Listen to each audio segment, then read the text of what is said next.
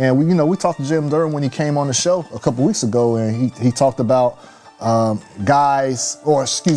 people who were fans of them before kind of falling off the bandwagon based off of who they lost. And I would give this an A+ because Duren was the highest guy on my best available list. The game has changed a little bit, and he's a super athlete. The body is incredible. Every era of the NBA has its archetypes, players who redefine what a position can be. For centers, Dwight Howard became that blueprint. Drafted first overall in 2004, he entered the league as a teenager with shoulders broad enough to carry a franchise. Orlando wasn't just drafting a player, they were drafting hope, and Dwight delivered. His rebounding, his rim protection, his sheer physical presence turned the Magic into contenders and made him the model for what a franchise big should look like. Dwight's dominance wasn't subtle. He bent the game around himself. Guards threw lobs from half court, confident he'd finish them with authority. Opponents stopped driving into the paint because they knew Dwight was waiting. Every rebound felt like a reset button for Orlando's offense.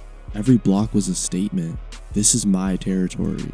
He wasn't just a player, he was an archetype, a force of nature who redefined the center position for a generation. But archetypes don't stay frozen in time. The league evolves, and so do the players who carry those roles forward. Today, a new name is beginning to echo those same steps. Jalen Duren, young, explosive, and already commanding attention in Detroit. Duren's rise has sparked comparisons to Dwight's early years. The question isn't just whether he can match Dwight's dominance, it's whether he can redefine the archetype for a new era. Because the NBA of today is not the NBA of 2004. The game has shifted towards spacing, efficiency, and playmaking. Centers are asked not only to protect the rim and dominate the glass, but also to connect teammates and thrive in a faster, more versatile environment. And that's where Duren's story becomes more compelling. He's not just following Dwight's path, he may be carving his own. This is the story of two centers, two legacies, and one blueprint that may be evolving before our eyes. In 2004, Dwight Howard entered the NBA as the #1 overall pick. A teenager with the frame of a grown man and expectations of a franchise on his shoulders. Orlando wasn't just drafting talent, they were drafting salvation, and Dwight delivered by age 22. He was averaging 20.7 points, 14.2 rebounds, and 2.1 blocks per game. Numbers that place him among the most dominant young centers in league history. But numbers only tell part of the story. Dwight bent the game around himself. Guards threw lobs from half court, confident he finished them with authority. Opponents stopped driving into the paint because they knew Dwight was waiting. Every rebound felt like a reset button for Orlando's offense. Every block was a statement. This is my territory.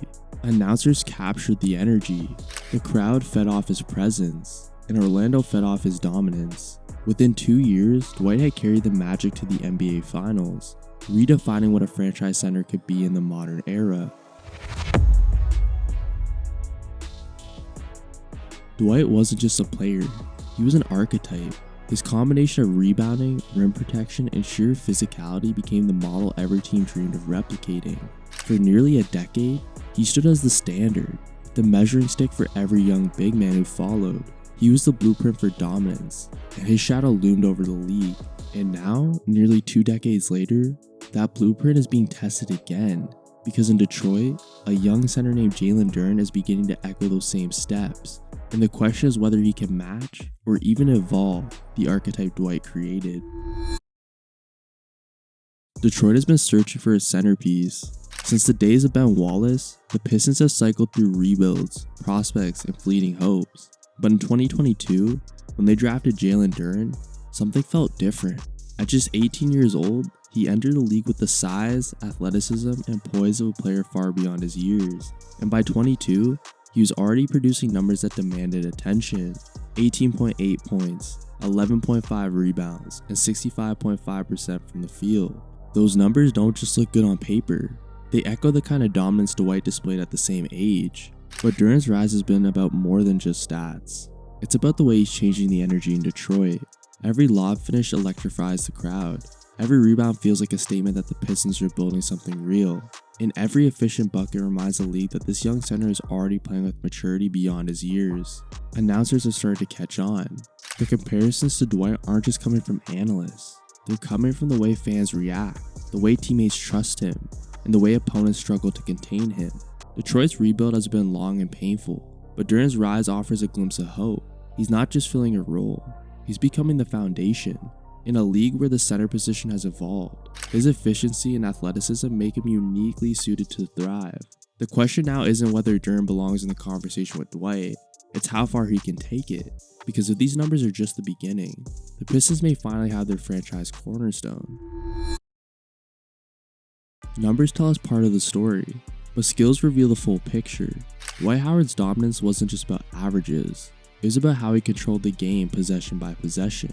At his peak, Dwight was swatting away 2.1 shots per night. A defensive anchor forced opponents to rethink every drive.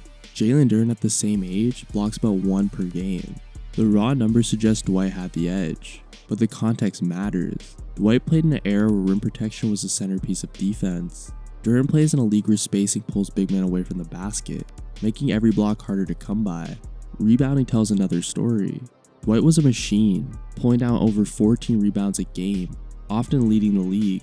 Duren at 11.5 isn't far behind, and when you adjust for pace and team context, his rebounding impact is strikingly similar. Watch the tape, and you see the same instincts. Dwight carving out space with brute strength, Duren timing his jumps with precision and athleticism. Then there's scoring efficiency. Dwight's offense was built on power, dunks, putbacks, and sheer force. Duren, meanwhile, is shooting an incredible 65.5% from the field, a mark that speaks to his efficiency in today's game. He doesn't just finish lobs, he makes smart decisions, punishes mismatches, and connects teammates with passing that Dwight rarely showcased at the same age. Side by side, the skills tell a fascinating story. Dwight was dominance through force, Duren is efficiency through versatility. Dwight bent defenses with sheer presence, Duren bends them with adaptability, and that's where the comparison becomes compelling. One archetype built on power, the other hinting at evolution. By now, the numbers have told their story. Dwight Howard's dominance at 22 was undeniable, and Jalen Duren's rise has already placed him in a rare company. But the real intrigue isn't in the stats, it's in the debate they spark, because Dwight represented in his era and what Duren represents today are not the same thing. Dwight was the face of a franchise built on power. His rebounding and rim protection carried Orlando to the finals, and his sheer presence bent defenses around him. He was dominance distilled into one player. Duren, meanwhile, is emerging in a league defined by spacing, efficiency, and playmaking. His passing, his decision making, and his ability to thrive in a faster game hint at something different, something that may prove more dangerous in today's NBA. Some will argue Dwight's rebounding and defense set a bar Duren has yet reached. Others will point to Duren's efficiency and versatility as a sign of evolution. Dwight was power, Duren might be adaptability. Dwight bent defenses with force, Duren bends them with connection. Side by side, the echoes are undeniable, but the differences are what make this comparison compelling. If Dwight was the blueprint for dominance, Duren could be the blueprint for versatility, and that's where the debate lies. Is he chasing Dwight's shadow, or building something entirely new?